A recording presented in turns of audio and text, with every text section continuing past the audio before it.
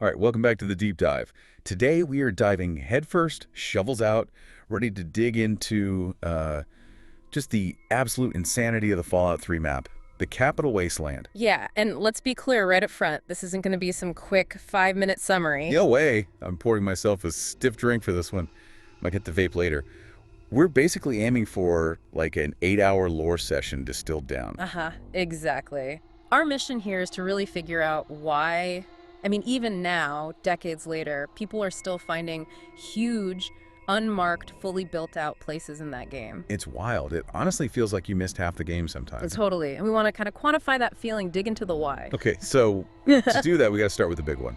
The debate that's been raging in the Fallout community since like 2008. Oh yeah, F3 versus New Vegas map design. Exactly. Is the dense, chaotic, almost, claustrophobic design of Fallout 3's Capital Wasteland better than the more curated, narrative-focused open desert of New Vegas? That's the core argument, isn't it? It's the axis everything spins around when you talk about Fallout exploration. The New Vegas fans, they often say F3 is just like boring hallways, right? Yeah. Repetitive dungeons connected by tunnels. Yeah, they value that strong, guided story path that New Vegas gives you. But then the F3 diehards fire right back.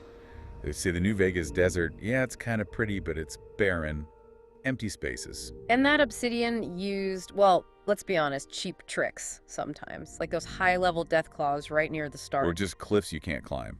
Yeah. Invisible walls, basically. Right, to force you down that specific path south towards the strip. It's linear, at least initially. So we're going to unpack all that, the design choices behind both games. And looking at the source material, the case for F3's density, it starts with the sheer numbers. It's just colossal. Okay, lay it on us. The base game, right out of the box, 163 marked locations. Think about that. For the hardware back then, that's massive. 163, wow. And that's just the start, you said. Exactly. That's before any DLC. You add in all 5 big ones. Operation Anchorage. Which was pretty linear, yeah. Right. Then the Pit, with its whole unique city ruin vibe. Broken Steel, which actually expanded the main map. Point lookout, that huge, creepy swamp. And Mothership Zeta, obviously its own weird thing. Yeah. You add all of those, the marked location count jumps to 224 across all the world spaces combined. 224, that's staggering. Yeah. That really paints a picture of the scale. It really does. It's an incredible achievement in world design, especially, like you said, considering the tech limits they were working with back then. But it doesn't quite capture the feeling of getting lost, does it? The granularity. No, and that's where it gets even weirder. The sources point out this tiny little quirk, something only, like, the most hardcore completionist would probably ever notice. Oh, yeah. What's that? The Pip-Boy, right? It tracks locations discovered. Ah. Well, that statistic, it only counts 221. Wait, hang on. 224 marked locations, but the counter only goes to 221. Yeah. What are the 3 missing ones? Why wouldn't they count? That seems odd. It is odd. 2 of them are the alien homing beacon signal source. Okay. And Kenny's Cave, which is this unique little spot deep in the Point Lookout DLC. They're real places you can find. They're on the map. But they don't tick the box. Exactly. They don't give you that little +1 towards the Explorer perk or whatever. Huh. So Bethesda literally put stuff in the game that doesn't even count towards completion metrics. Seems like it. And that right there kind of sums up the whole philosophy, doesn't it? It suggests they added content just for the sheer flavor of discovery, not for a checklist. Content for flavor. Yeah. Yeah, that feels right for F3. That is the defining thing about its map. You step out of Vault 101. Usually right near Megaton, yeah. Pretty central. And boom. The world just opens up every direction. There's no obvious path telling you where to go first. That's the core design difference in action. F3 is built to reward just random curiosity. Go poke around over there, see what happens. Because the main hubs are kind of spread out around the center, right? Yeah. There's equal reason to go north, south, east, or west. Exactly. The unknown is just everywhere. Now, compare that to New Vegas. Great story, great writing, but the map, much more curated, especially early on. Right, you mentioned the death claws. Yeah, New Vegas uses geography and enemies like bait keepers. Yeah. You start in Good Springs, and you can't just walk straight to the strip. The quarry death claws will wreck you. Or cazadores. Or just big mountains. Precisely. It's guided exploration through punishment, almost. You're forced south down that specific route, learning about the NCR, the Legion, the Powder Gangers. Before the map really lets you off the leash. Exactly. F3 just kind of shoves you out the door and says, good luck. I like that analogy from the source material, comparing DC to a giant, ruined skyscraper. Yeah, that works really well. F3 is like exploring those collapsed floors. Every hallway, every pile of rubble, every busted subway entrance could hide a secret room. Little story. It's natural density. A ruined city should feel like that. Full of hidden layers, tunnels, secrets. New Vegas, being mostly desert, well, it's flatter. Secrets have to be put in specific boxes. Right. A shack here, a cave there. Right. The landscape itself doesn't create that same chaotic layering of potential content. DC just does because it's a city. And that city density, that chaos, it led to F3's real secret weapon, didn't it? The random encounter. Oh, absolutely. This is a huge difference, maybe bigger than people realize sometimes. F3 has genuinely random encounters, unpredictable stuff. Not just scripted events that happen at the same spot every time. No, you could be walking down some random road miles from anywhere and bam! Super mutants fighting Brotherhood outcasts, fighting the Enclave, all at once. It makes just traveling feel different every single playthrough. You never know if you'll bump into, like, Sam Warwick, that unique trader. Who might have that one piece of gear you desperately need. Or if you'll see the Firelance event, that UFO exploding, dropping the alien blaster, which is super rare otherwise, right? Exactly. That dynamic stuff makes the wasteland feel, well, alive, dangerous, volatile. Whereas New Vegas, because most encounters are scripted. Once you know the map, you know where the Legion patrols are, you know where the Cazadors hang out, traversal becomes predictable, maybe even a bit boring after a few runs. But F3 always has that chance that something totally unexpected, unscripted might kick off right around the next corner, keeps you exploring. Definitely. It's incentive to just keep wandering. Okay, so let's get into the real juicy stuff. The locations designed purely for discovery. The stuff not tied to any main quest. The things that make you say, wait, I played for 100 hours. How did I miss this? Yes. The deep cuts. Let's start with the classic, the ultimate, did you really find this spot? The alien crash site. Oh man, the alien crash site. It's just perfect F3, taking a whole sci-fi vignette, connecting to the series' weirdest lore out in some random patch of woods. Genius. It really is. Miles from anything important. Just there, waiting to be stumbled upon. And you have to stumble. Or really look, it's north of the MDPL-13 power station, right? Yeah, the tip is usually follow the power lines, past some generic ruin house. And suddenly, wham! Smoke and wreckage. You gotta use your eyes, observe the environment. No quest marker's gonna hold your hand. And the reward. We're just finding it. It's huge. You get the dead alien pilot. The alien blaster. One of the best guns in the game, arguably. And that active distress beacon, the recon craft theta signal, which basically sets up the whole Mothership Zeta DLC later on. All from one tiny hidden crash site put there, basically as an Easter egg. Amazing. Okay, next up. Pure environmental storytelling. No combat, really, just the story told by placement. The Chinese Army Mobile Command HQ. Ah, yes. This one feels like it should be part of some big spy quest, but nope, just sitting there. Silent history. And the location itself is so bizarre. East of the Regulator HQ, perched way up on a destroyed freeway overpass, on top of a building. It looks precarious, desperate almost, like pre-war military ops gone wrong. It's high-stakes history told just through rubble placement. And inside, the little details sell it. That truck trailer, the command center. Got the HM radio, the busted terminal. And the smoking gun, the Chinese Army, Special Ops training manual. That manual, plus the gear, it tells a whole mini-story, doesn't it? Chinese spies, deep behind enemy lines before the bombs fell. Planning. Something. It's like finding a hidden Cold War spy den in a shipping container. Miles from anywhere significant. The narrative payoff for just stumbling on it is incredible. Totally unmarked, totally optional, purely for the curious player. Now let's talk about the flip side. Locations designed not just to be found, but to actively punish explorers who aren't careful.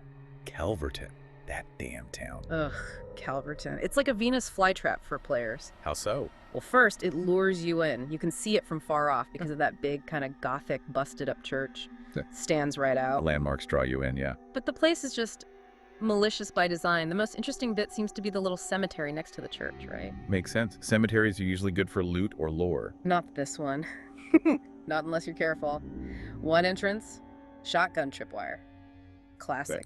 The other entrance, Grenade pressure plate. It's like Bethesda was saying, okay, curious explorer, rush in here and see what happens. So it actively punishes reckless players. Exactly. Running blind, you die. Painfully. But There's always a but with F3's design. always, they still give you a reason to risk it. Inside the cemetery, there's a prisoner near a bed. So it rewards the careful player, the one who spots the traps, disarms them, then gets the prize. Precisely. It's risk-reward tied purely to gameplay skill and observation, not following a quest arrow. Okay, one more truly hidden gem before we go underground.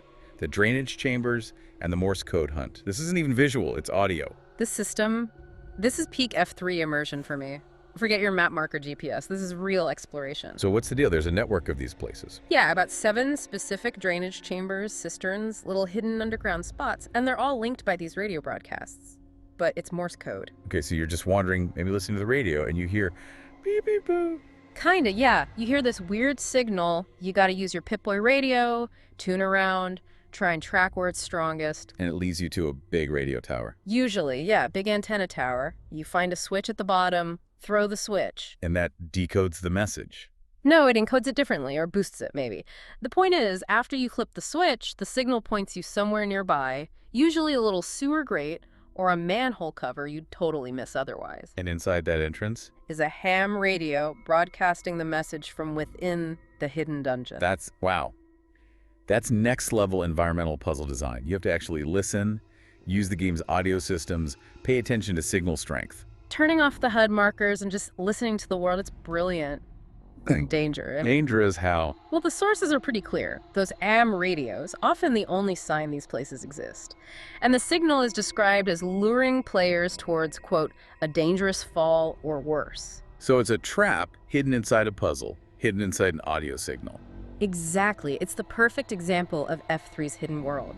Dense, dangerous, rewarding, true exploration, and the absolute opposite of, say, New Vegas's more streamlined dungeon design. Okay, we absolutely have to talk about the tunnels, the DC metro system, the radioactive elephant in the room. Haha, yeah. The metro. People either love it or they absolutely despise it. There's not much middle ground. The community feedback is split, but the consensus seems to be it's a massive dungeon crawl, right? It is. It's this huge, complex network underneath the city. And players who really commit to exploring it, especially those central DC parts, they often say it's an absolute blast and necessary evil for getting around the ruins. I gotta admit, though, I remember just getting hopelessly lost down there, trying to find the route to, like, Metro Central or Foggy Bottom. It was rough. Oh, it's definitely confusing. Visually, yeah, the tunnels can get repetitive. It feels like a maze, a time sink. So why do it? Why make traversal such a chore sometimes? Well, that confusion, that frustration, it actually serves the atmosphere. Post-nuclear DC shouldn't be easy to navigate right. It should feel creepy, labyrinthine, easy to get lost in. Okay, fair point. Enhances the realism. But there was a technical reason too, wasn't there? Yeah. Something players often miss when they complain. Huge technical reason. Those tunnels were basically essential for the game to even run on the hardware of the day. How so? The really dense DC city areas above ground, they were too much for the consoles or PCs to handle all at once as one giant open space. The metro tunnels acted as like natural loading zones. So going into a tunnel allowed the game to unload the last city block and load the next one. Exactly. They segmented the city interior, broke it into manageable chunks. Without those dark, winding tunnels separating the major outdoor cells, that big, continuous feeling urban map just wouldn't have been possible. So the confusing maze was a necessary evil that also happened to boost the creepy atmosphere. Pretty much. Critics calling them tedious corridor crawls are kind of missing that technical limitation. They were the architectural glue holding the whole dense city together. And Bethesda definitely leaned into the creepy part. Those tunnels weren't empty. Far from it. They used those necessary tunnels to create some really nasty, atmospheric dungeon experiences. We should definitely talk about some specific underground nightmares. Let's do it. Where do we start? Bethesda Underworks. It sounds ominous. It is, the Underworks. They're northeast of Bethesda Office East, but what's tricky is there's no obvious surface marker, no obelisk pointing the way. So another one you just have to find. Right. You gotta spot the sewer entrance south of the Bethesda Office West building, another purely discovery-based dungeon. And inside, what makes it so bad? Two things, radiation and ghouls. Lots of both. Yeah. There are exposed barrels leaking radioactive waste everywhere. Which naturally attracts. Ghouls, massive swarms. You're almost guaranteed to aggro like up to 6 at once, just regular feral ghouls, maybe some roamers. Okay, 6 ghouls is tough, but manageable maybe? Ah, but that's base game. If you've got the Broken Steel DLC installed, that's when it gets truly horrible. Oh god. Reavers. Feral ghoul reavers. And glowing ones. Suddenly it's not just a ghoul fight, it's, well, the analogy in the notes is perfect. A radioactive ghoul rave where you are the disco ball. Yeah, that sounds about right. Pure chaos, radiation poisoning, and things that hit like trucks. Okay, noted. Avoid Bethesda Underworks early on. Probably wise. Okay, next up, Abernathy Metro Station. Connects to Tacoma Park. Sounds simple enough. Knowing F3 tunnels? Probably not. Definitely not. Abernathy is super radiated, toxic air everywhere, and it's crawling with mirelurks. Ugh, Mirelurks in tight tunnels, no thanks. But the best part, the little touch of F3 genius, find the station's operating system terminal. Okay. Despite the rads, the killer crabs, the pre-war system cheerfully reports that the station is still in perfect working condition. Aha!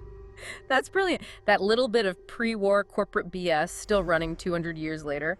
That's the kind of dark humor that makes the world feel real. Exactly. Those little details are everywhere.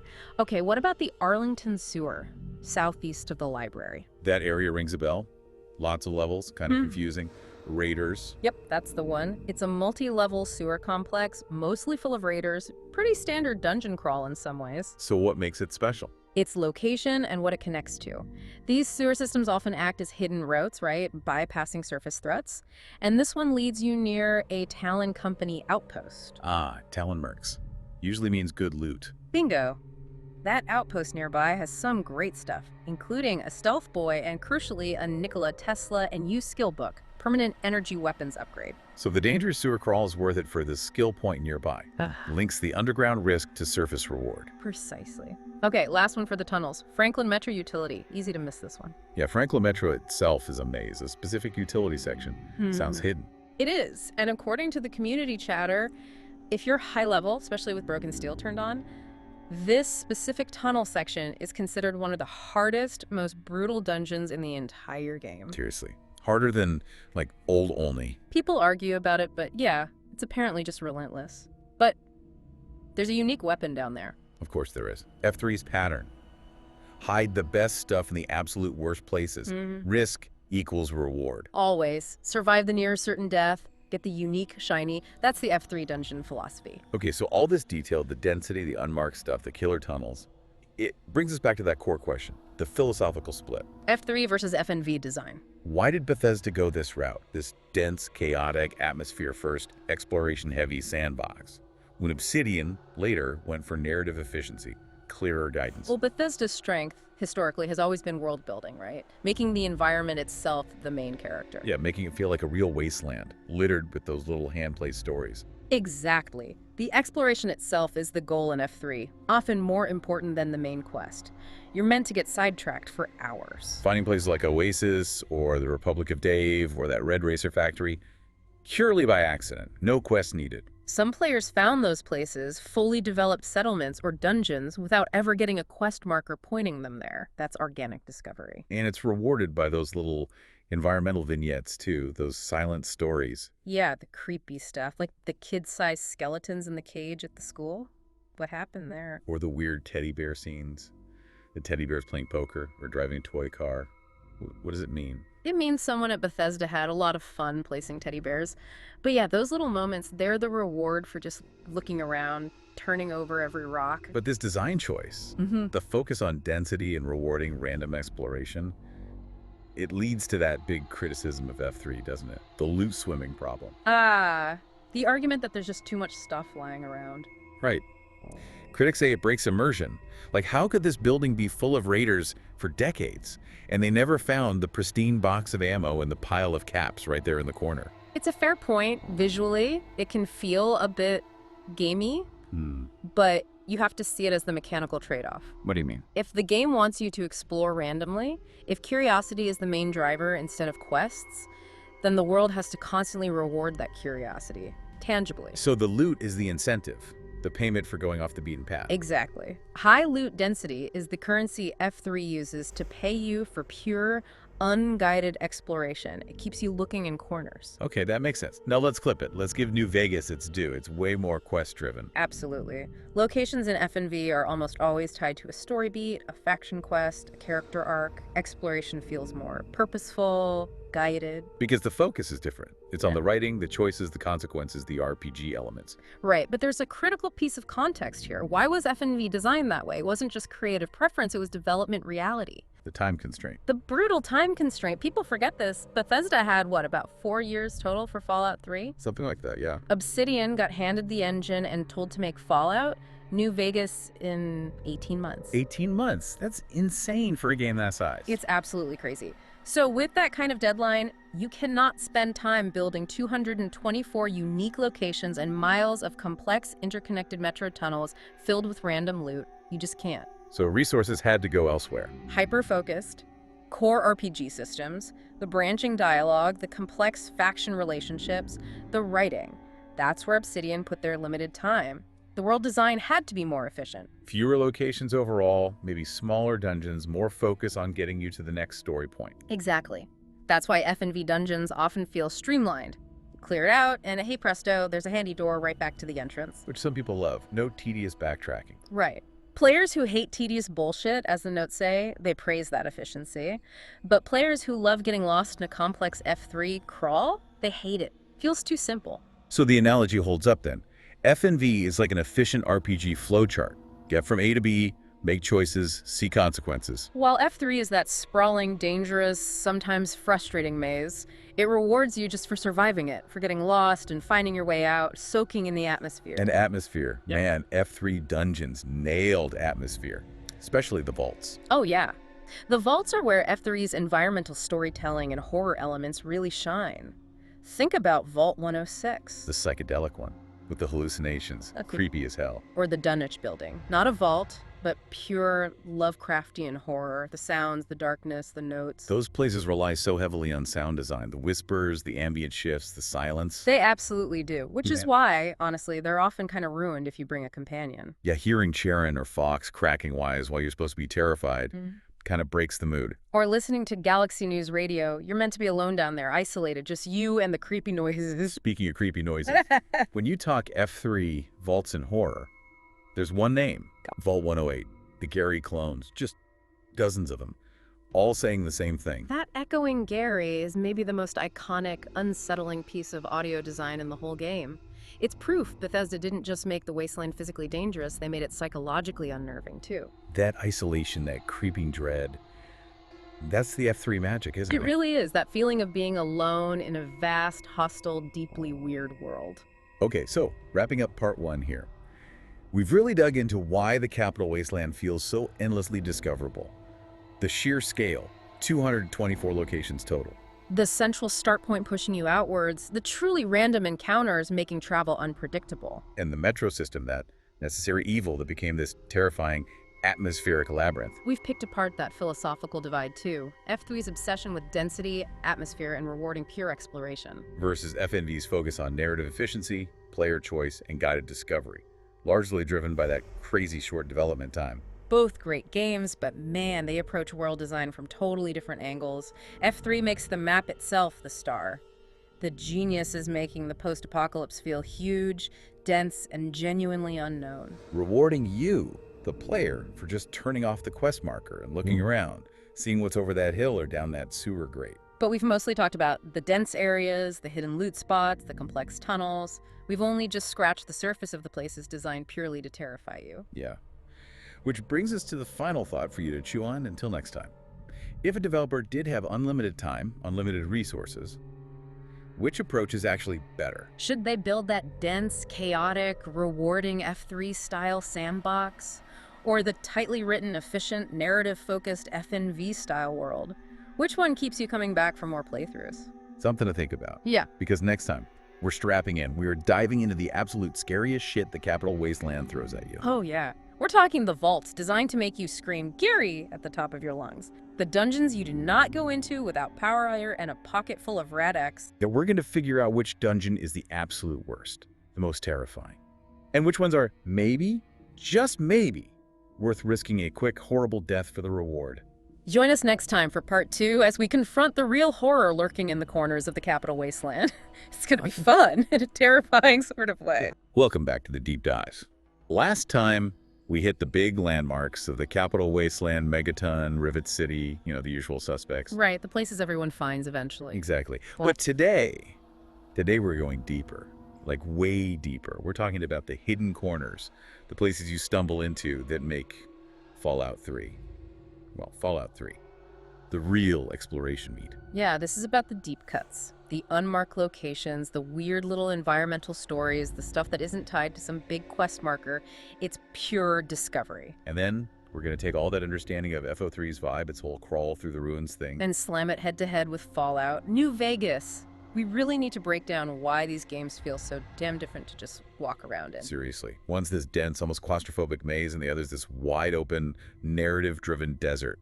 Bethesda versus Obsidian, dungeon crawl versus quest path. It gets into the map design, the level design, the rewards, everything. And yeah, opinions are going to fly because people feel strongly about this stuff. This is where the real arguments start. All right, let's get into it. The Capital Wasteland's secrets.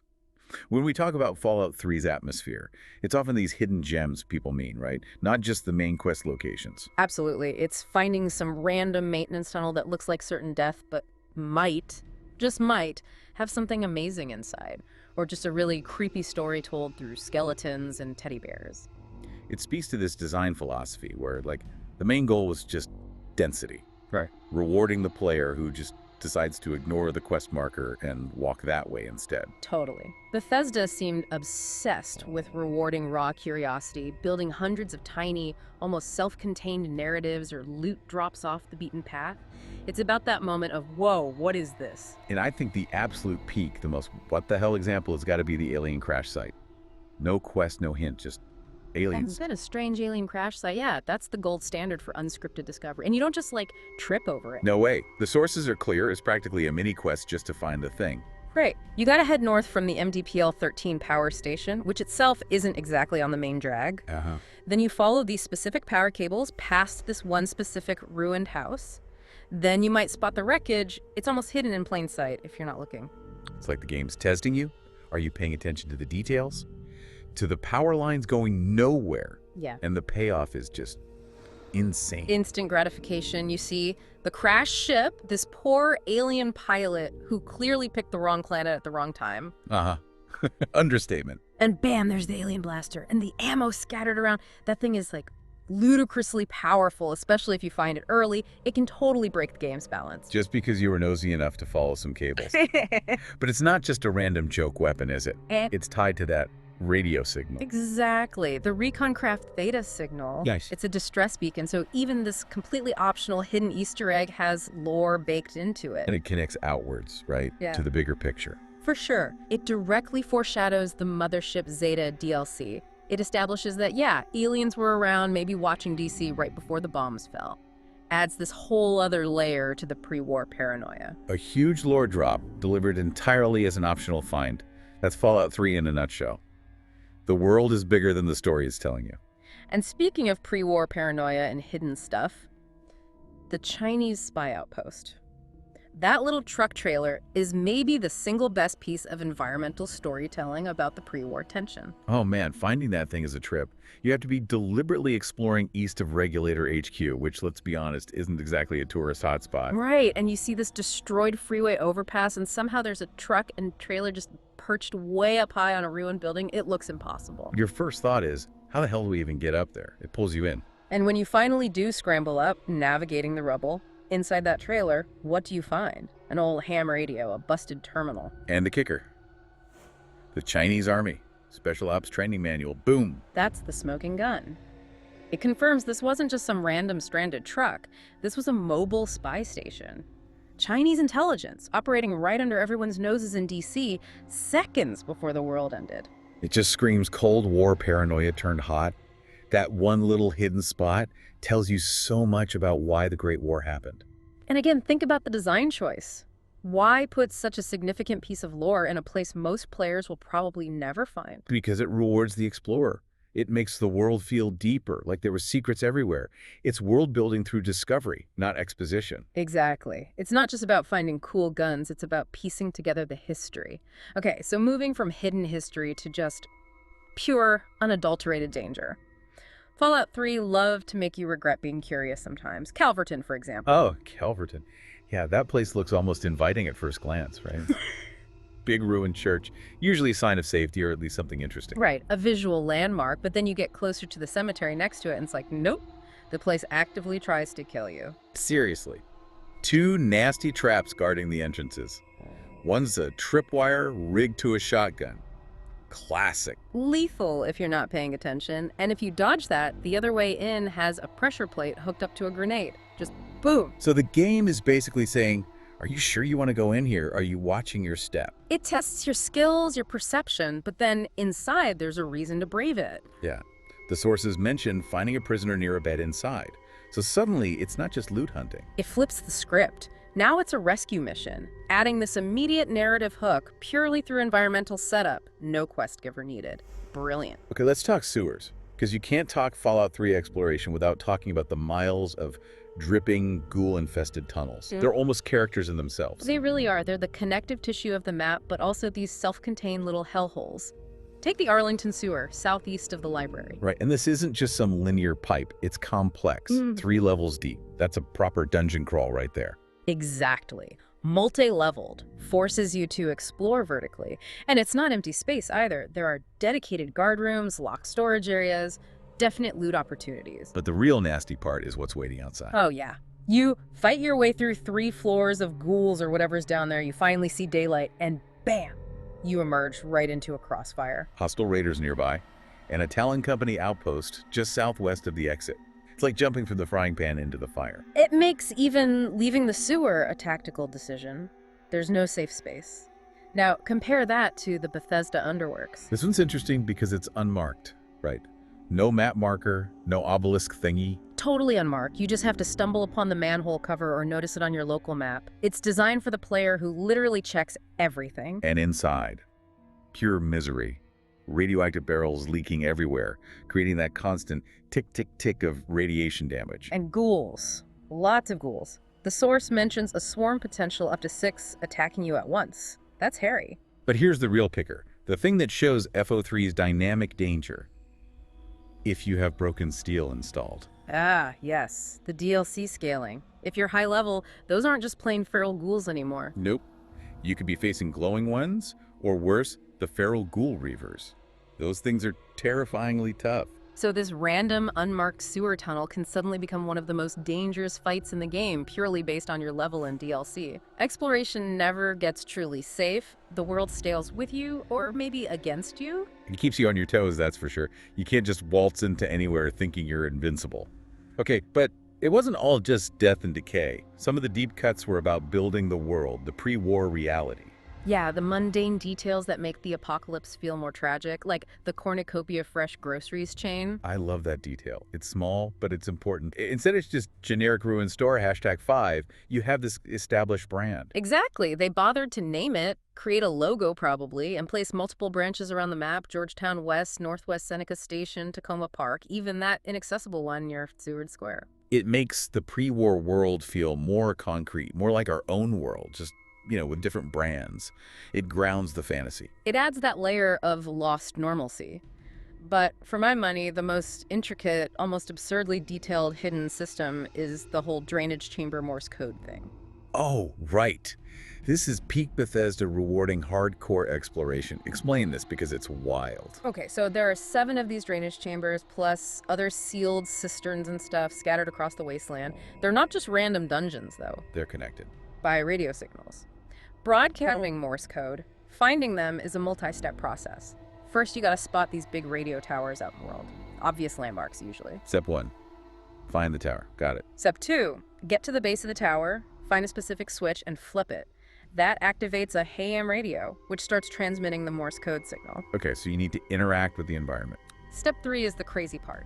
You have to use your Pip-Boy radio to tune into that signal and then follow the sound. You're literally tracking the source of the Morse code broadcast across the landscape. Like a radio direction finding puzzle. Exactly, until the signal leads you to, usually, a very well-hidden sewer grate or drainage chamber entrance. And that's where the treasure is. That's where the broadcasting ham radio is, usually with some decent loot.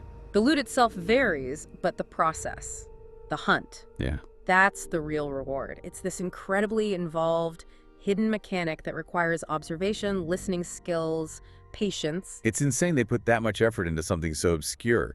Most players would never even know it exists. But that's the point, isn't it? It highlights the core design philosophy of Fallout 3. Discovery is the reward. Forget efficiency, forget quest markers sometimes. Just explore, listen, look. And that philosophy is precisely what sets up the massive contrast with New Vegas. Right, that focus on discovery over direction is the perfect lead-in to why the maps themselves feel so different. DC versus the Mojave. It's not just aesthetics, it's fundamental architecture. Totally. The capital wasteland is defined by its verticality, its collapsed urban density, the rubble everywhere. The Mojave is flat, open, exposed, vast. These landscapes dictate how you move, how you fight, how you explore. Let's start with DC's elephant in the room.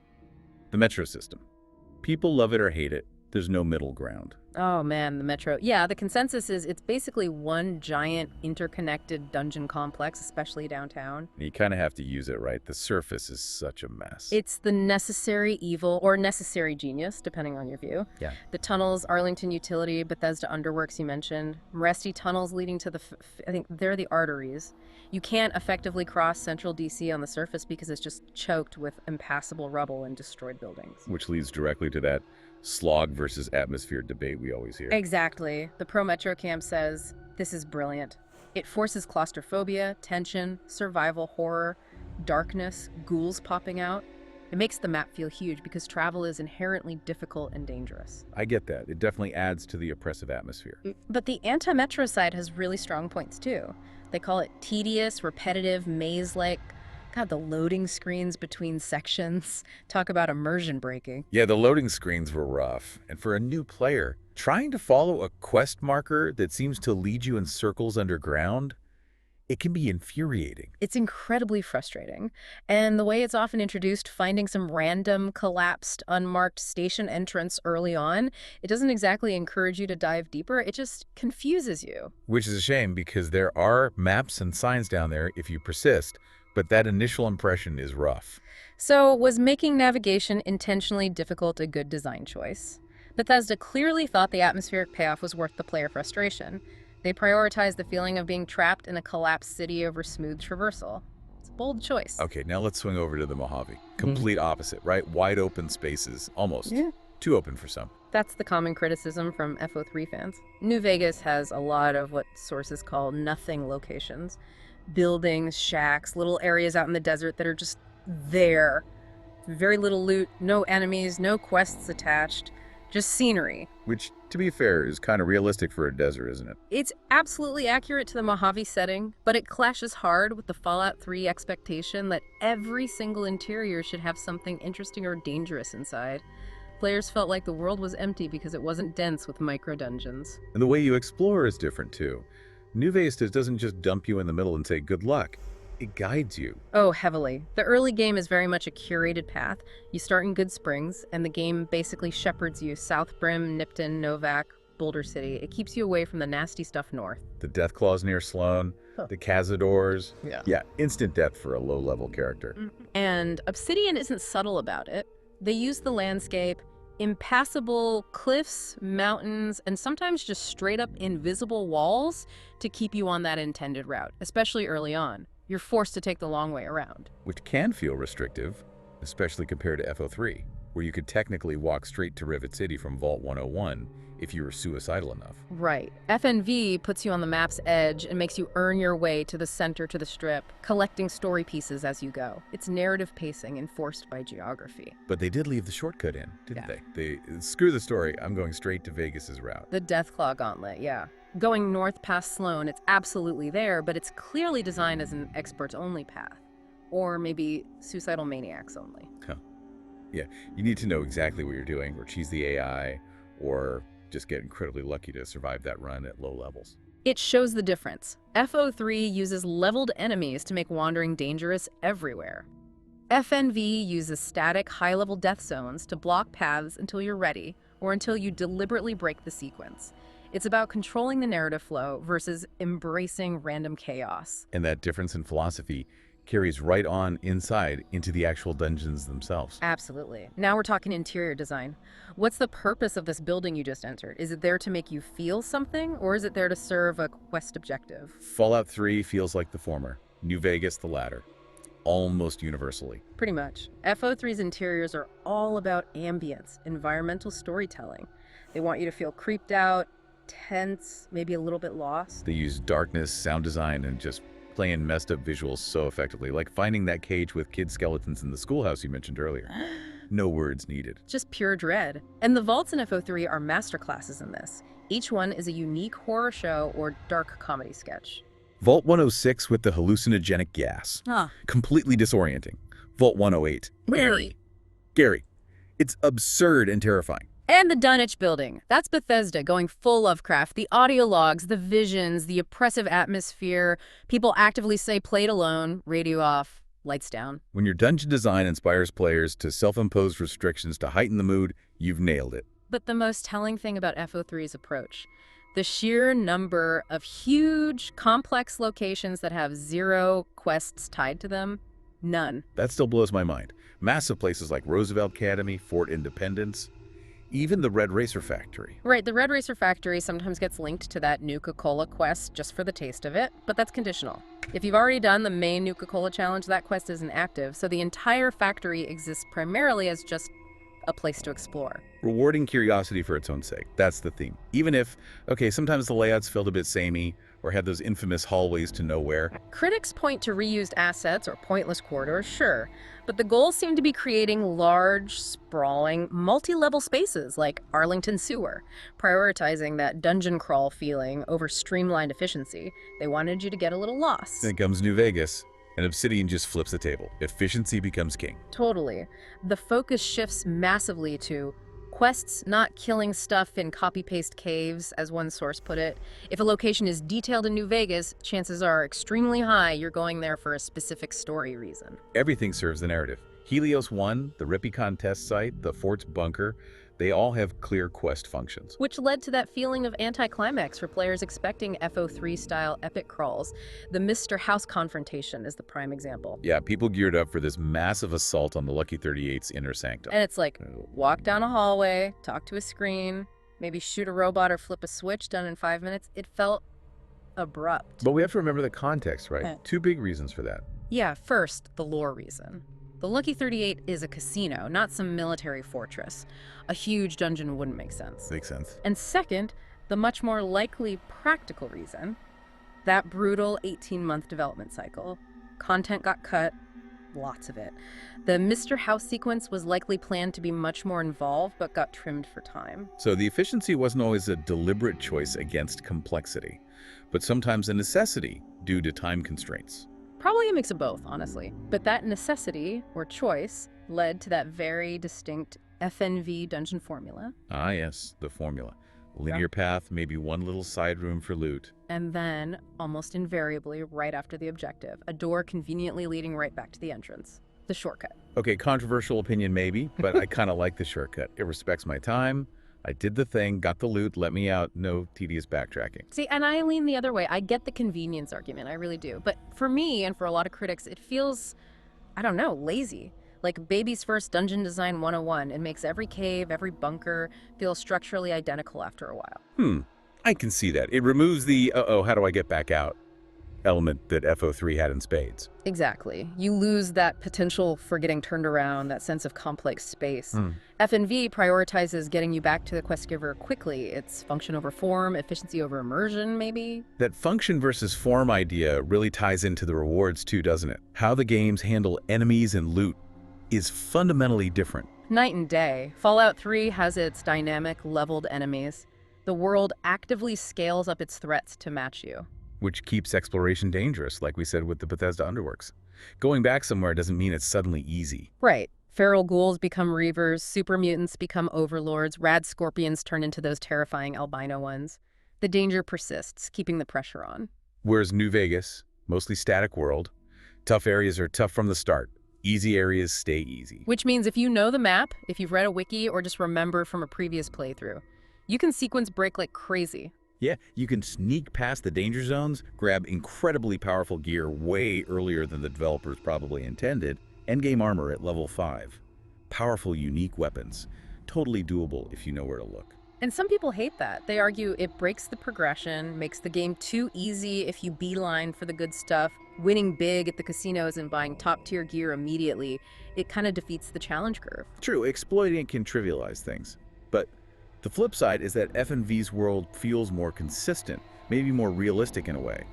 A Deathclaw is always a Deathclaw, regardless of your level. And the best rewards are often gated not just by location, but by skill. You might find that awesome anti-material rifle early. But good luck using it effectively if your gun skill is only 25. You need to actually build your character towards it. Exactly. It gates power behind player investment in skills, not just player level adjusting enemy health. It forces meaningful choices in character progression. You earn the right to use the best gear. So it comes back to that core question. What makes exploration compelling? Is it the constant, unpredictable, leveled threat like in FO3? Or is it the promise of finding specific, powerful, potentially skill-gated rewards in a dangerous but static world, like in FNV?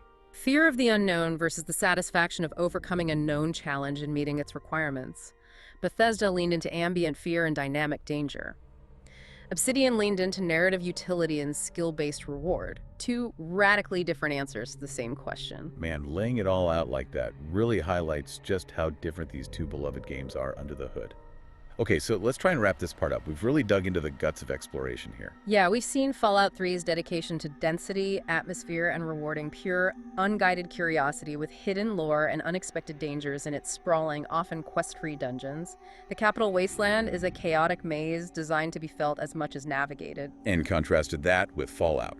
New Vegas, where the Mojave's open spaces and Obsidian's narrative focus led to a more guided experience, with locations tightly integrated into quests and dungeons designed for efficiency, often using that shortcut formula, all serving the story and rewarding player skill investment over random discovery. Fallout 3 is the king of the atmospheric crawl, sometimes frustrating but always rewarding that "what's over this hill" instinct. New Vegas, shaped by its tight development and story ambition, made every location count towards the narrative endgame, sacrificing some of that raw discovery feel for purpose. So we know FO3 nails the world exploration, the feeling of a dense, dangerous place. And we know FNV nails the narrative integration, the choices and consequences. Which leaves us with a big lingering thought for you, the listener, as we head towards our final part. Right. If Fallout 3 perfected the Bethesda-style map exploration, and New Vegas arguably perfected the Obsidian-style narrative RPG structure within that engine, has any Fallout game ever truly managed to perfectly synthesize both? To give us that dense, atmospheric, exploration-rich world and have it seamlessly integrated with deep, branching, consequence-heavy storytelling. Did anyone ever truly bridge that gap between Bethesda's world-building strengths and Obsidian's writing strengths? Something to ponder while you wait for part 3, where we'll try to bring it all together. Welcome, you beautiful, patient listeners, to what I promise is the final and deepest goddamn dive we will ever do on the Capital Wasteland. He says that now. No, I mean it this time. We've been staring at these sources for so long, map coordinates, design documents, fan manifestos, that my brain is just mush. And I might be just a little bit tipsy, so apologies if I sound like I'm slurring my words when I talk about, I don't know, map markers or ghouls, whatever. Please, try to enunciate for the sake of the deep lore we're about to drop. But yes, we are shifting gears. Big time. Yeah, no more settlements, no more Lion's Pride drama. You're done with the settlements and the politics. Today, we're doing the real heavy lifting, synthesizing fan debates that have raged for over a decade to understand the core design philosophy of Fallout 3. Right. We're asking the fundamental, difficult question. Why does the act of simply existing and wandering in Fallout 3 feel so uniquely engaging compared to, say, the highly narrative approach of New Vegas or the streamlined world of Fallout 4? That's the mission, people. We are cracking open the difference between exploration for exploration's sake, that sheer uncurated joy you get in F3, versus, exploration dictated by narrative. Where you only go somewhere because a quest marker literally points you there. Exactly. That simple divergence is the absolute crux of the argument, and it all starts with the numbers, which are frankly Kind of staggering when you look at them. They really are. When we look at the pure physical density of the Capital Wasteland, even before we touch the DLC, we are talking about 163 marked locations. 163. Now, your Pip-Boy stat is weird and caps out 162 locations discovered for some reason, but regardless, that's an astronomical amount of points of interest jammed into a relatively small map space. It feels huge, though, deceptively huge. Oh, absolutely. And when you factor in all 5 major DLCs operation, Anchorage, The Pit, Broken Seal, Point Lookout, and Mothership Zeta, that location count jumps up to 224 total marked locations. Wow. Again, the Pip-Boy only counts 221 towards the Explorer perk or whatever. Yeah. But the point is, it's packed. If you were playing this game purely to click every map marker, you'd be busy for a month. Seriously. But the true genius, and honestly the source of Fallout 3's lasting replay value, isn't just those marked locations. It's the sheer volume of unmarked points of interest. Yes, this is key. These are unique, hand-placed locations that require no quest, they generate no map icon, and they often contain unique items, little lore nuggets, or sometimes full mini narratives told just through the environment. I mean, think about it. How many times have you heard someone say, like, I've played F3 for 500 hours and I just found this weird shack or whatever? All the time. People have played this game for hundreds of hours, and yet they'll still stumble across a hidden bunker or a specific teddy bear arrangement they'd never seen before. That's why people keep going back. Totally. You might have played a dozen times and somehow completely missed the hidden entrance to Oasis, you know? The massive location with the talking tree, Harold. Which is crazy because it's such a significant location. Right. But the game doesn't flag it. It actively expects you, the player, to wander off the beaten path and follow a hunch or some weird environmental cue you noticed. And that reinforces the player's role as a true wasteland explorer. You aren't being led on some curated tour, you are genuinely discovering the remnants of a destroyed civilization, piece by piece. Yeah. That dedication to rewarding pure curiosity, that's the foundation of F3's reputation. It feels earned. So let's unpack that core design philosophy then, the sandbox approach. When fans talk about Fallout 3, the consensus is always that the map was designed to be explored first, almost like a massive interactive post-apocalyptic museum. Yeah, I think that's fair. A very dangerous museum. Think about your start point. Vault 101, it's situated almost dead center in the map. Right, in the middle. And the developers deliberately open paths in nearly every cardinal direction. Sure, you hit some hard enemies or difficult terrain like high rubble piles or those invisible walls that keep you from swimming too far out into the murky Potomac. God, the murky Potomac. But they are soft roadblocks, you know, they encourage you to maybe turn around and try a different way, not to follow a single linear path like those initial Deathclaw or Cazador roadblocks that basically funnel you relentlessly south in New Vegas. Oh yeah, FNV definitely railroads you early on. It's like, nope, don't go north yet, courier. Death awaits. Exactly. F3's initial freedom creates a radically different player mindset from the get-go. You immediately feel like a lone wanderer, kind of lost in this massive, hostile environment, not like a courier who's immediately pressed into this big, overarching duty. And Bethesda leverages that feeling through their, let's be honest, unparalleled environmental storytelling. This is where Bethesda truly shines, and frankly, where they often leave other developers in the dust. They tell powerful atmospheric stories solely through level design and object placement, requiring zero dialogue or, reading endless terminal entries. Though there are plenty of those too if you want them. Oh, for sure. But we've all seen the macabre arrangements, the little vignettes. Let's dive into why they work so damn well in F3. Okay, take the famous skeleton scenes. You stumble into a bombed-out house, and there are two skeletons locked in a bathroom. Maybe one has a wrench, the other's reaching for a plunger. Or they're in a vault, fighting over the last bottle of Nuka-Cola. What does that convey? It's not just gruesome set dressing. It's a brilliant, concise encapsulation of human pettiness right up to the final moment. Yeah, the apocalypse didn't make everyone noble. Exactly. It shows that in the final seconds, basic resources were paramount. And the Great War didn't turn everyone into heroes. It often just amplified their existing greed or desperation. It's dark, but it feels real. Or the teddy bear arrangements, those are legendary. They range from the hilarious, like, you find teddy bears playing chess or poker. Right, or performing surgery on another toy. To the profoundly sad, like, finding a single teddy bear tucked into an empty crib next to a skeleton in a nursery. Just gut-wrenching. And these little acts of design make the environment feel lived in, or rather died in, instantly.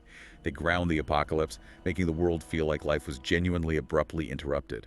rather than just, a game level waiting for the player to press start on the main quest. It gives the wasteland personality, even in its emptiness. Now compare that dense, vignette-filled world to New Vegas.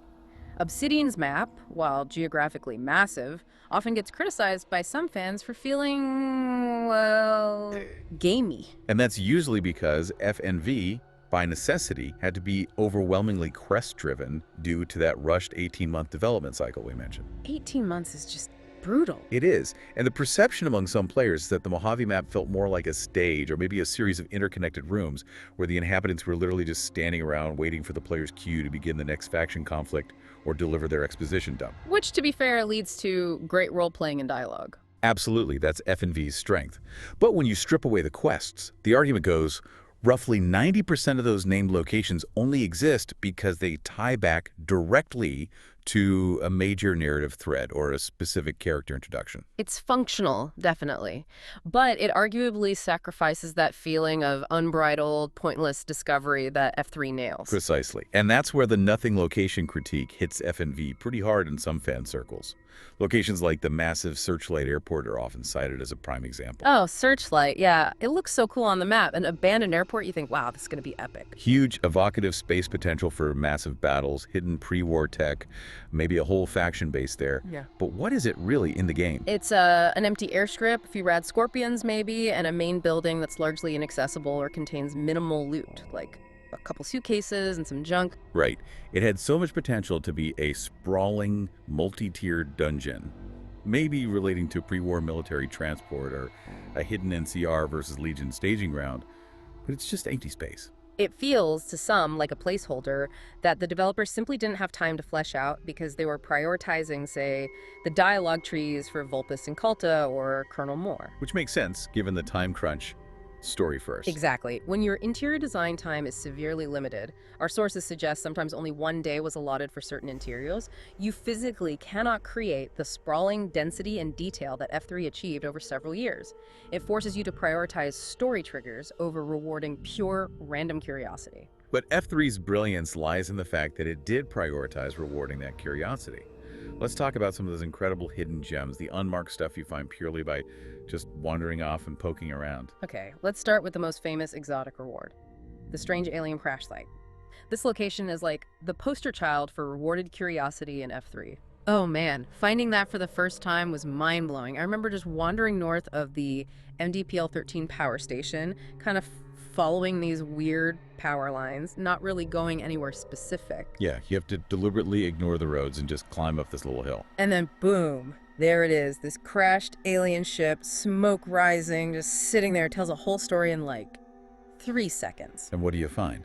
You find the alien distress beacon, which gives off that creepy recon craft theta signal on your radio. Adds such cool atmosphere. The dead alien pilot slumped over the controls, and the alien blaster with its unique ammo.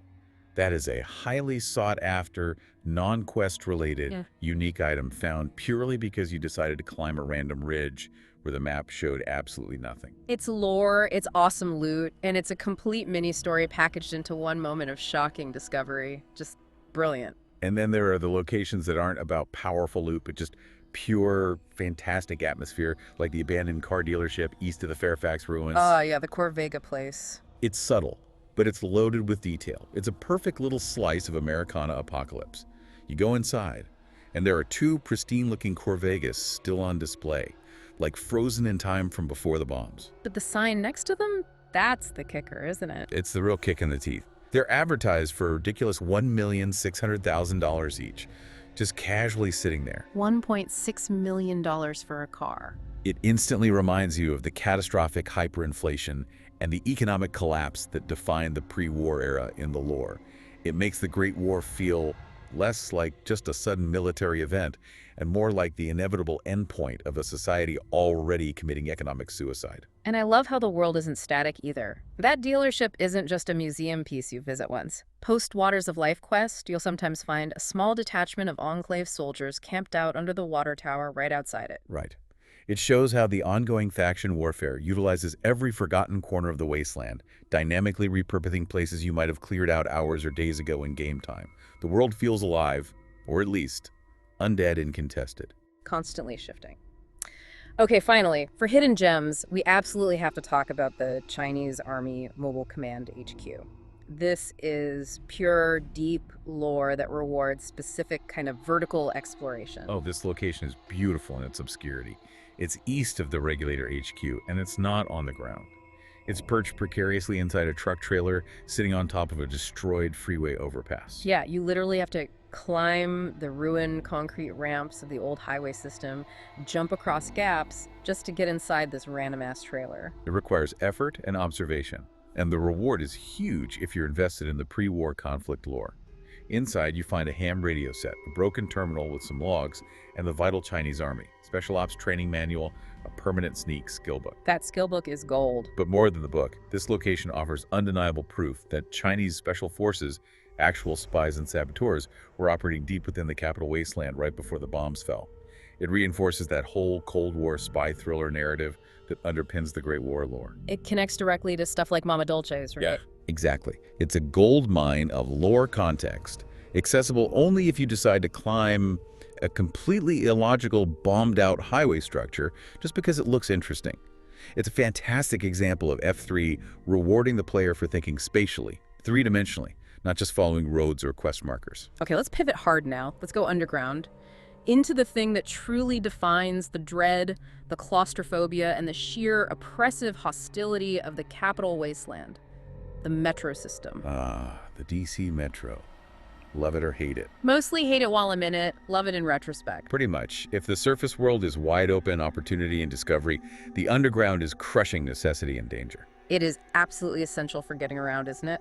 Unlike New Vegas, which is geographically enormous but functionally pretty flat, mostly surface travel, F3 uses the DC Metro as this massive interconnected labyrinthine dungeon system. You basically have to use it.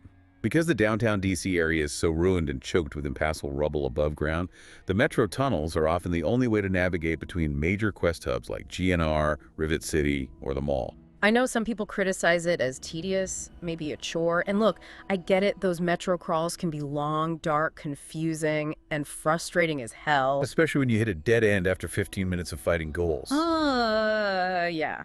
But that design choice, that reliance on the metro, is precisely what establishes the game's unique atmosphere. You are forced down into these tight, dark, often radiated mazes where sound design becomes absolutely everything. The sense of post-apocalyptic danger is just overwhelming down there. That constant tension created by the claustrophobia, the low-level radiation hum from leaky pipes, the dripping water, and then that distant, wet, shuffling sound of a feral ghoul reaver maybe approaching you from the pitch blackness ahead. Gives me chills just thinking about it. That specific experience is foundational to F3's horror reputation. It ensures that every trip through the metro, even one you've made 10 times before, carries genuine risk and keeps you on edge. And the developers weren't afraid to use these tunnels to inject unique, often really punishing challenges. Let's start with a Abernathy metro station, accessed via Beckton Metro, I think. Abernathy is a brilliant example of environmental irony and sudden difficulty spikes. The place is a complete mess. Heavily irradiated sections, flooded areas, and it's absolutely Mirrorlurk infested. Just getting through it is a major hazard, especially early on. Mirrorlurks in tight tunnels are the worst. They really are.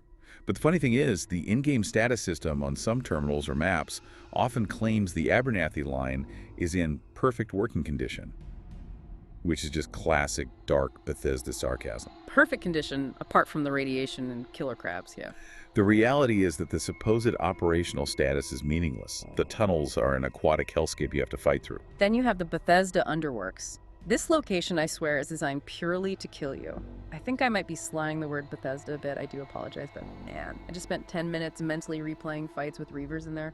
Brutal. Well, the Bethesda Underworks is particularly nasty.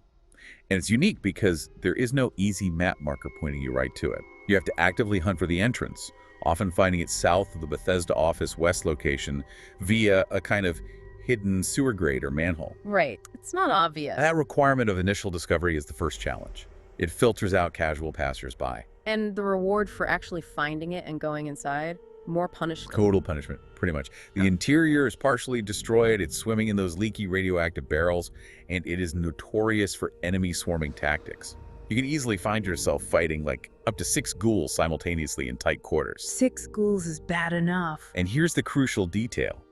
If the Broken Steel DLC is installed, The game's level list for that area is updated to include the absolutely terrifying feral ghoul reavers and glowing ones, even spawning together. Oh god, Reavers. Broken Steel really upped the ante. It absolutely did, and it transforms that encounter in the Underworks from maybe a manageable skirmish in the base game into a guaranteed high-level adrenaline spike, even long after you've finished the main quest. It reinforces the idea that the wasteland never truly gets safer. It levels up with you. It constantly pushes back. Okay, but not all underground areas are pure death traps. Let's not forget the sheer utility of some of these locations, like the Arlington Sewer. Right, the Arlington Sewer, which you find southeast of the Arlington Library, is a good example of dungeon design serving a larger purpose. It's a complex, three-leveled maze in itself. It contains some radar guard rooms, maybe a locked storage area with decent loot. Standard dungeon stuff. Pretty standard. But the real reward is external, reinforcing that dense world design F3 does so well. If you manage to successfully navigate through the entire Arlington sewer system, fending off the raiders inside, you emerge geographically positioned to immediately hit the nearby Talon Company outpost. Which is usually crawling with mercs, but also packed with good gear. Exactly. That specific Talon outpost is known by players for consistently holding valuable items like a stealth boy and maybe a Nikola Tesla in U-Skill book. Nice. So the game connects these locations. It rewards the player who not only completes the sewer dungeon, but understands the local geography and uses the underground system strategically to flank or access another valuable location. Oh. It's a dynamic interplay between location and reward, not just isolated instances. Okay, that makes sense. Now let's move away from the Metro specifically and look at the places where F3 truly excelled in psychological horror, those unique standalone dungeons. The fan consensus, whenever this comes up, always points to the sheer strength of the vaults in F3. Well, the vaults in F3 are masterpieces. They're not just shelters. They're twisted social experiments, and the environmental storytelling in them is top-notch, usually rooted in dark humor or genuine terror. Vault 106, for instance, Right. with its psychoactive gas leaks. Yeah, the hallucinogenic gas effects, they completely mess with your perception and vision. The environment shifts, friendly NPCs appear, then turn hostile. Your own father might appear and attack you. It turns the familiar vault layout into a horrifying, unreliable hallucination. It's fear, based on fundamentally distrusting your own senses in the game. Pure nightmare fuel. And then the absolute legend, Vault 108, it manages to be incredibly unsettling and utterly ridiculous at the exact same time. Gary. The endless repetition of the GA clones where every single inhabitant, every enemy has the same face and just shouts the same name as they try to beat you to death with lead pipes. It's such a brilliant piece of existential horror clones gone wrong. Loss of identity mixed with a genuinely funny, almost absurdist in-joke.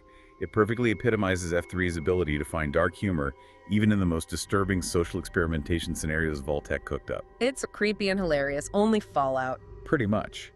But if we're talking pure, unadulterated atmospheric horror, the kind that gets under your skin and stays there, we have to dedicate some serious time to the Dunwich Building. Oh boy, yeah. It's constantly cited by fans as the absolute champion, the gold standard of F3 dungeon design, particularly known for its deep, unsettling Lovecraftian undertones. That place is genuinely terrifying. It uses sound design better than almost any other location in the entire game. The whispers, the chanting. Absolutely. It demands isolation to be fully effective. If you bring a companion with you, or worse, if you leave the radio on while you're exploring. You completely ruin it. You dilute the atmosphere instantly. Turn that radio off. Tell Dogmeat to wait outside. You have to. The key to Dunwich is the slow descent into this occult madness. The building starts out looking like just another dilapidated pre-war office complex on the upper floors. Kind of spooky, but standard. Yeah, creepy mannequins, flickering lights. But as you progress downward, deeper into the foundations, the references to something much older and darker become overt. You start finding these ritualistic scenes, makeshift altars, you hear those disembodied whispers getting clearer. And you start finding the audio logs from Jamie, right? Yeah. Documenting his descent. Exactly, those tapes are crucial. You follow his story as he gets drawn in by the building's influence, discovering the history of the Dunwich Borers Company and the weird cult-like activities of the Dunwich worshippers.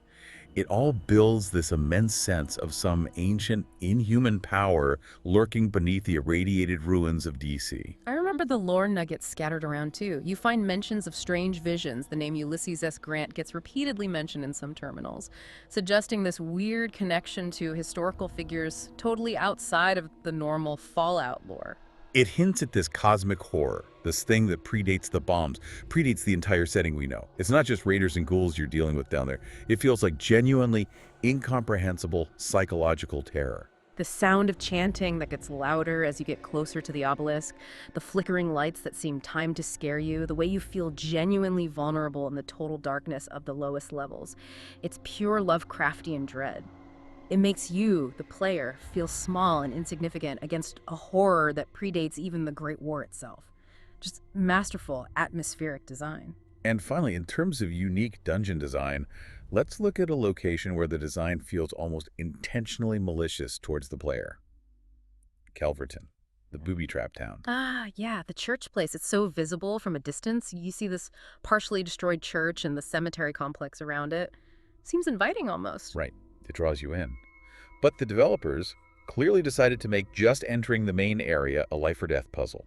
They laid it out with real spite. It's deliberate malicious design, no question. The obvious entrances are just begging you to get blown up. If you use the main graveyard gate entrance, you immediately trip a wire connected to a shotgun blast right in your face. Ouch. And if you think, okay, I'll be smart and try this other side entrance, nope. You step on a pressure plate rigged to a bundle of grenades, boom. They really don't want you just waltzing in. Yeah. But this high-risk environment is immediately offset by a clear, morally compelling incentive, right? Yeah. There's a captive prisoner tied up near a bed inside the cemetery complex somewhere. You can often hear them calling for help. So the traps aren't just there for random frustration. They create a risk-reward calculation. The design forces you, the player, to weigh your own personal danger, the resources you'll expend disarming traps or healing, against the chance to save someone's life. It's kind of brilliant in a really cruel way. Okay, so all of this rich, dense, often terrifying, incredibly atmospheric content brings a smack bang into the great design divide.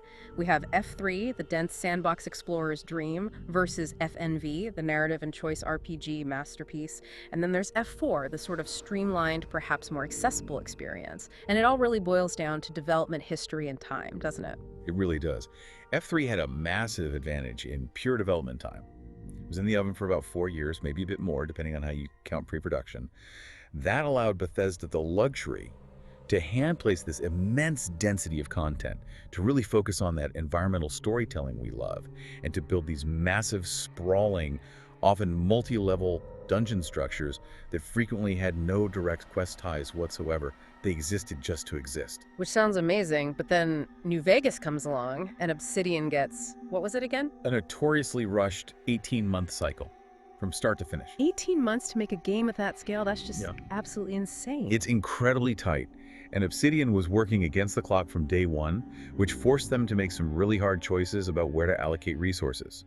They chose, quite logically, to prioritize the main narrative structure, the deep dialogue systems, the complex faction interactions, and meaningful player choice. That was their focus. And they nailed it, obviously. FNV's story and factions are legendary. They absolutely did. But the trade-off was that they had to sacrifice that deep, sprawling, non-quest related exploration that defined F3. There just wasn't time to build dozens of huge, unconnected dungeons purely for atmosphere. The consequences of that rush are pretty evident when you look closely at the Mojave World map and its interiors, right? Oh yeah. We mentioned earlier that developers were sometimes allotted only one single day to block out and detail an entire interior location for F&V. One day. One day.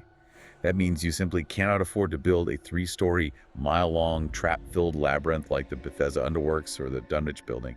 You have to build fast, functional rooms that serve the immediate quest or NPC interaction needed. Yeah. It's triage, essentially. And that unfortunately leads to some major critical quest dungeons or confrontations feeling kind of anticlimactic, doesn't it? The most commonly cited example has to be the final confrontation with Mr. House. Yeah, that's the classic one. Players spend hours, maybe dozens of hours, preparing for this moment. They're gathering forces, making alliances, anticipating this massive assault on the Lucky 38's core, expecting a heavily fortified base and a huge final showdown sequence. And the actual confrontation lasted, what, 5 minutes? Maybe less? Pretty much. You walk into his control room, maybe pass a speech check, maybe you shoot some robots, you press a button on a console, or you just unplug them from the wall and that's kind of it. End of quest. It's a huge narrative moment, the culmination of a major quest line, but structurally, it feels incredibly thin. Like, oh, that was it. Again, this isn't necessarily a creative failing on Obsidian's part. It feels like a direct consequence of content having to be cut, or simplified due to those extreme time pressures. And we actually know, based on cut content analysis, design notes, and interviews, that there was a planned Giga Dungeon underneath the Lucky 30A, right? That's right. It was supposed to be this massive, multi-tiered, vault-like structure, the true heart of House's operation, serving as the real final complex. But instead, it got drastically reduced to just the sparse server room we see and the connection to the existing, relatively small sewer entrance. Yeah. You just didn't have time to build it out. Another consequence of the rush is that forced linearity you feel in FNV's early game, isn't it? Definitely. Players often complain about those invisible walls, created by placing super high-level death claws and cazadors directly north of the starting area.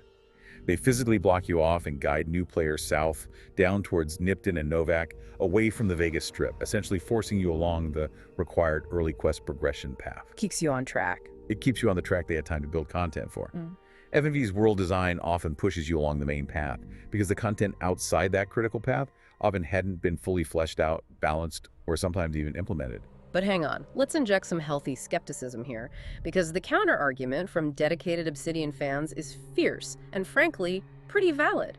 Isn't sacrificing some of those sprawling, maybe slightly illogical dungeons actually worth the trade-off if you achieve such a complex, nuanced, and widely respected narrative RPG in only 18 goddamn months? That's the crucial point, and it's a perfectly fair argument. Yeah. FNV fans will argue, quite correctly, that minimizing those huge, time-consuming dungeons also removed a lot of the tedious bullshit, like excessive backtracking through identical corridors or getting lost for an hour in a metro tunnel that ultimately led nowhere important. Fair point. Less wandering, more talking and shooting with purpose. Exactly. And FNV's core strength, its legacy, lies in its profound exploration of conflicts between people, ideologies, and factions, not necessarily between the player and generic monsters in a dark maze. They chose deep story coherence and player agency over atmospheric world immersion through dungeon crawling. So, the superior RPG choice, arguably, even if it costs that specific feeling of discovering a truly desolate, densely ruined, and mysterious world, F3 holds the crown for raw immersion and exploration feel. FNV holds the crown for narrative impact and choice. That's a common way to frame the dichotomy, yeah. They excel in different areas, appealing to slightly different player priorities.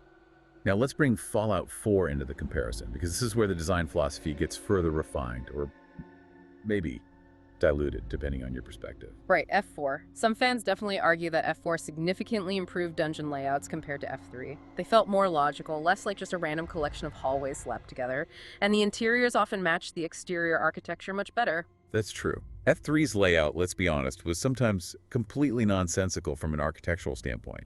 You'd have staircases just jutting out sideways into the middle of a ruined living room for no reason, or subway lines that didn't logically connect to where they should realistically be going underground. F4 definitely fixed a lot of those physical inconsistencies and made locations feel more like real places. Believable structures. More believable, yes. However, F4 introduces what many critics call the formulaic dungeon design problem. While the layouts might be more physically logical, a huge number of F4 dungeons feel incredibly streamlined and predictable in their flow. Oh god, the loopback design. They often utilize that classic, almost baby's first dungeon design trope where you fight your way through, reach the end boss or objective, and then there's always a conveniently placed elevator doorway or collapsed ceiling that leads you directly back to the entrance. Every single time. It saves the player, 25 seconds of walking back, but it makes every single location feel exactly the same structurally. You clear the final room, grab the fusion core or the bobblehead, hit the big red button for the elevator, and bam, you're right back at the front door. There's no sprawling, multi-tiered descent where you might actually get turned around, no feeling of getting genuinely lost deep within a structure, and absolutely no real divergence or optional paths. It makes exploration feel efficient, but also incredibly repetitive and, well, boring after a while. Yeah. Everything blends together into one predictable loop. Whereas F3's massive, sometimes confusing, sprawling locations, places like Roosevelt Academy or Fort Independence or the Red Racer Factory we mentioned. Gosh, places. These are huge, fully fleshed out dungeons, often with multiple entrances and complex layouts, and they are lauded by fans precisely because they embody that joy of unexpected discovery and genuine exploration. They might be confusing, they might require multiple trips to clear, they often contain secrets or side areas that are totally irrelevant to any main plot, and that's the point. The Red Racer Factory is the perfect example, isn't it?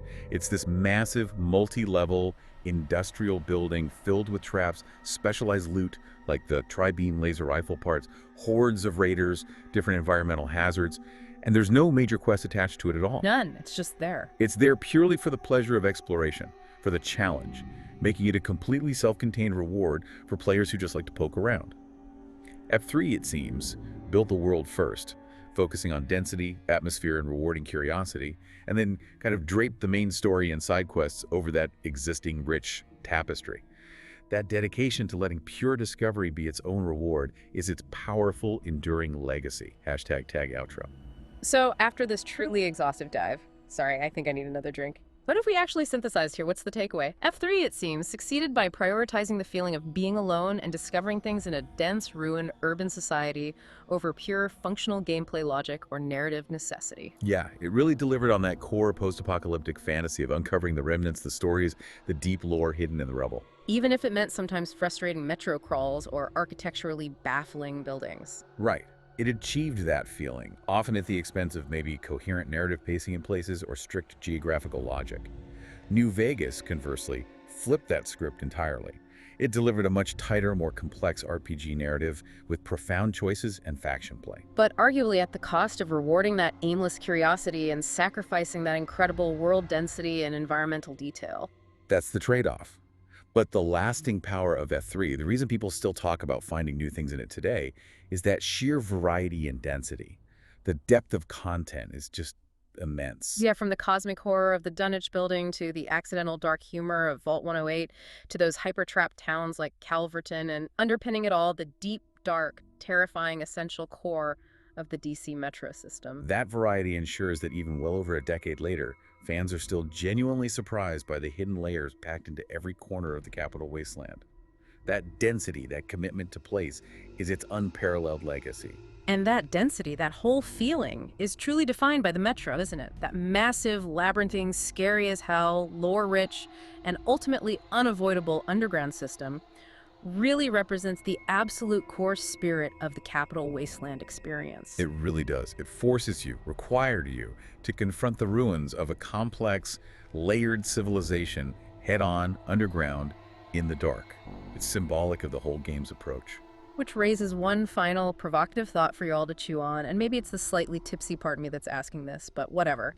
If F3's expansive, scary, and deeply interconnected underground metro system represents the core spirit and defining atmosphere of the Capital Wasteland, what single location, if any, best embodies the competing spirit and the essential ethos of the Mojave Wasteland in New Vegas? Ooh, that's a good one.